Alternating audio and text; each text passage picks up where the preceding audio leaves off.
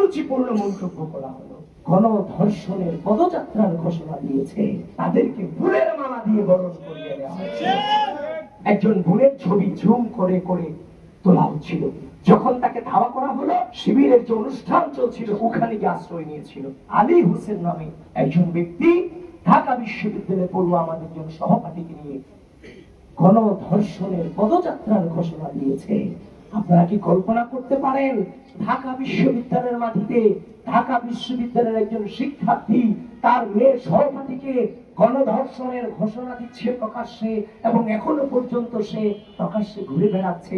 ঢাকা বিশ্ববিদ্যালয় প্রশাসন এবং রাষ্ট্রীয় প্রশাসন এখনো পর্যন্ত তার বিরুদ্ধে ভিন্ন পরিমাণ কোনো ব্যবস্থা নেয়নি। এগুলোকে আপনারা মনে করছেন সুস্থ সমাজ? কোনোভাবেই কি সুস্থ সমাজ হতে পারে এটা? প্রিয় বন্ধুগণ, ঢাকা বিশ্ববিদ্যালয় প্রশাসন এবং রাষ্ট্রীয় প্রশাসন আপনাদেরকে উদাত্ত আহ্বান জানাচ্ছে, অতি অল্প সময়ের মধ্যে এই আলী হোসেন নামক এই কুলাঙ্গারকে আপনারা গ্রেফতার করবেন এবং একাডেমিক ভাবে তাকে শাস্তির আওতায় নিয়ে আসবেন। চট্টগ্রামে আন্দোলনরত নারীকে লাঠি দিয়ে মাটিতে ফেলে দেওয়া হয়েছে।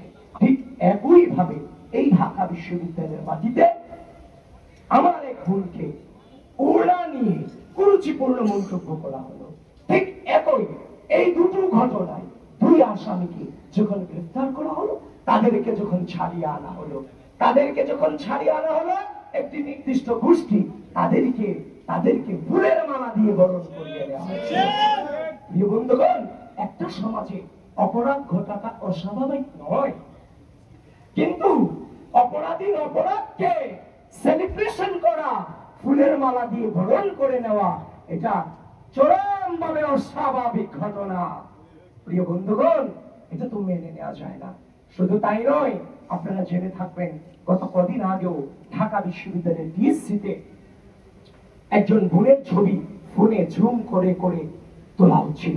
যখন তাকে ধাওয়া করা হলো, তখন সে শিবিরের যে অনুষ্ঠান চলছিল সেদিন টিএসসিতে, সে ওখানে গিয়ে আশ্রয় নিয়েছিল, এবং পরবর্তীতে তাকে যখন ধরা হলো তখন সে নিজের নাম বলল 6টা, তার আইডি ছিল 4টা, পেজ ছিল 2টা, সব ভুলে গেছে।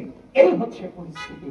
এই ঢাকা বিশ্ববিদ্যালয়কে আমরা একটি সুন্দর সুস্থ পরিবেশ, নিরাপদ ক্যাম্পাস রূপান্তর করতে চাই। এই ক্যাম্পাস তখনই নিরাপদ হবে যখন এই ক্যাম্পাসের প্রতি ইঞ্চি মাটি আমার বোনের জন্য নিরাপদ হবে, আমাদের শিক্ষার্থীদের জন্য নিরাপদ হবে। সেটা বাস্তবায়নে বাংলাদেশ জাতীয়তাবাদী ছাত্রদল বদ্ধপরিকর।